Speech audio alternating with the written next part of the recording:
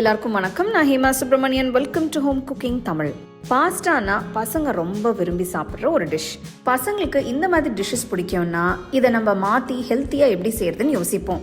யூஸ்வலாக பாஸ்டாவில் நிறைய வெஜிடபிள்ஸ் போட்டு செய்வோம். இன்னைக்கு நம்ம பாஸ்டாவில் முட்டை சேர்த்து நல்ல ப்ரோட்டீன் ரிச் பாஸ்டாவாக பண்ண போகிறோம். இந்த முட்டை பாஸ்டா எப்படி செய்யறதுன்னு பார்க்கலாம் வாங்க. ஒரு பாத்திரத்தில் தண்ணி ஊற்றி கொதிக்க வச்சு அதில் 2 கப் அளவுக்கு மேக்ரோனி பாஸ்டா ஷெல்ஸை சேர்த்துக்கலாம். நான் இங்கே சின்ன சைஸ் மேக்ரோனி யூஸ் பண்ணுறேன். நீங்கள் உங்களுக்கு பிடிச்ச பாஸ்டா வெரைட்டியை யூஸ் பண்ணிக்கலாம்.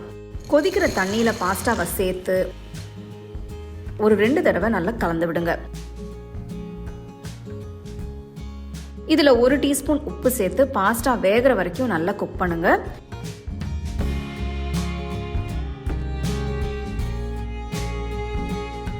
பாஸ்டா ஷெல்ஸ் நல்லா வெந்ததும் ஸ்டோவை ஆஃப் பண்ணிட்டு தண்ணி வடிச்சிட்டு தனியாக வச்சுக்கலாம். இப்போ பாஸ்டாவை வேக வச்சாச்சு. முட்டையை ஸ்கிராம்பிள் பண்ணிக்கலாம். இந்த ரெசிபிக்கு நான் 5 பெரிய முட்டையை எடுத்திருக்கேன். ஒரு பவுலில் முட்டையை உடைச்சி ஊற்றி இதில் 1/2 டீஸ்பூன் உப்பு, 1/4 டீஸ்பூன் மிளகுத்தூள் சேர்த்து நல்லா ஒரு விஸ்க் வச்சு நல்லா பீட் பண்ணி வைங்க. அடுத்து ஸ்டோவ்ல ஒரு பேனை வச்சு சூடானதும் 2 டீஸ்பூன் அளவுக்கு எண்ணெயை ஊற்றி பீட் பண்ணி வச்சிருக்கிற முட்டையை ஊற்றி ஸ்கிராம்பிள் பண்ணிக்கலாம்.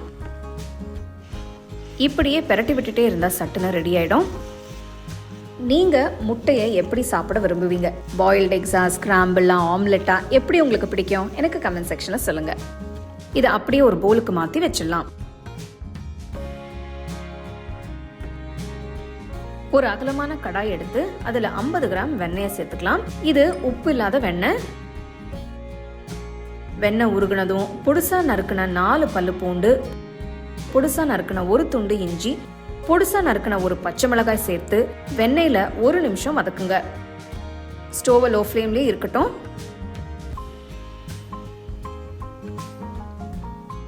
பூண்டு இஞ்சி நெய்யில் வதங்கி நல்ல வாசனை வந்ததும் பொடுசா நறுக்கின 2 பெரிய வெங்காயத்தை சேர்த்துருங்க. இது கூட பொடுசா நறுக்கின 1 பச்சை குடமிளகாயை சேர்க்கிறேன். உங்ககிட்ட மஞ்சள், சிவப்பு குடமிளகாய் இருந்தால் நீங்கள் அதையும் சேர்த்துக்கலாம். ஸ்டோவை மீடியம் ஃப்ளேம்லேயே வச்சு வெங்காயத்தையும் குடமிளகாயையும் நல்லா 2-3 நிமிஷம் வதக்குங்க. வெங்காயம் பாதி வதங்கினதும் பொடுசா நறுக்கின 1 பெரிய தக்காளியை சேர்க்கிறேன். தக்காளி வெங்காயத்தோட நல்லா வதங்கட்டும்.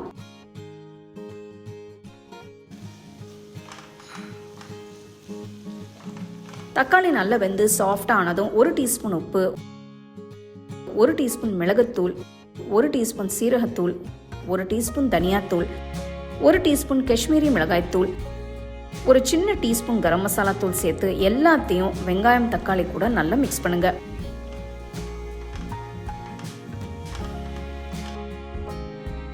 மசாலா தூளோட பச்சை வாசனை எல்லாம் போகிற வரைக்கும் கலந்து விட்டுட்டு இப்போ இதில் 2 டேபிள் ஸ்பூன் டொமேட்டோ கெச்சப் சேர்த்துக்கலாம். ஸ்டோவை லோ ஃப்ளேம்லேயே வச்சு நல்லா கலந்து விடுங்க. மசாலா கூட எல்லாம் நல்லா கலந்து வந்ததும் வேக வச்ச மெக்கரோனியை சேர்த்துடலாம். மெக்கரோனி தக்காளி வெங்காயம் மசாலாவோட நல்லா கோட்டாகிற மாதிரி மிக்ஸ் பண்ணுங்க. நீங்கள் வெஜிடேரியனாக இருந்தால் இந்த ஸ்டேஜ்லேயே கொஞ்சம் சீஸை சேர்த்து ஸ்டோவ்லேருந்து இறக்கிடலாம். இது அப்படியே சூப்பராக இருக்கும். இப்போ நம்ம முட்டை பாஸ்டா பண்ணுறதால இப்போ இதில் ஸ்கிராம்பிள்டு எக்ஸை சேர்க்க போகிறோம். நல்லா மிக்ஸ் பண்ண பாஸ்டா கூட இப்போ ரெடி பண்ணி வச்சிருக்கிற முட்டையை சேர்த்து இதையும் நல்லா மிக்ஸ் பண்ணுங்க.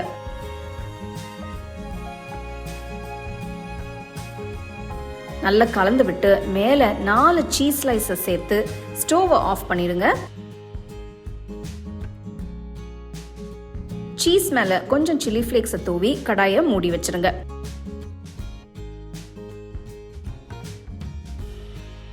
2-3 நிமிஷம் அப்படியே இருக்கட்டும். சீஸ் மெல்ட் ஆனதும் ஓப்பன் பண்ணி பாருங்க. வாவ், சூப்பராக ரெடியாக இருக்கு. நான் இங்கே 4 சீஸ் ஸ்லைஸ் சேர்த்துருக்கேன். நீங்கள் உங்களுக்கு பிடிச்ச அளவுக்கு சீஸை சேர்த்துக்கோங்க. சீஸை அப்படியே மசாலா கூட நல்லா கலந்து விட்டு ஸ்டோவ்லேருந்து இறக்கிடலாம். மெக்கரோனி முட்டை பாஸ்டா தயாராகிடுச்சு. சீஸ் நல்லா மெல்ட் ஆகி இருக்கும் போதே நல்ல சூடாக சர்வ் பண்ணுங்க. ரொம்ப சிம்பிளான ரெசிபிங்க. பாஸ்டா, வெங்காயம், தக்காளி, மசாலா, சீஸ் இதை வச்சு ஒரு சூப்பரான ரெசிபி பண்ணிடலாம். முட்டை பாஸ்தா பிரமாதமாக இருக்குது.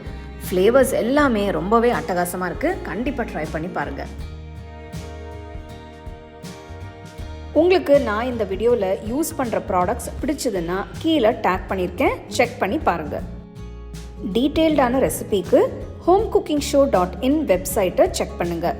The second edition of the home cooking book is now available on Amazon as well as on shop.homecookingshow.in.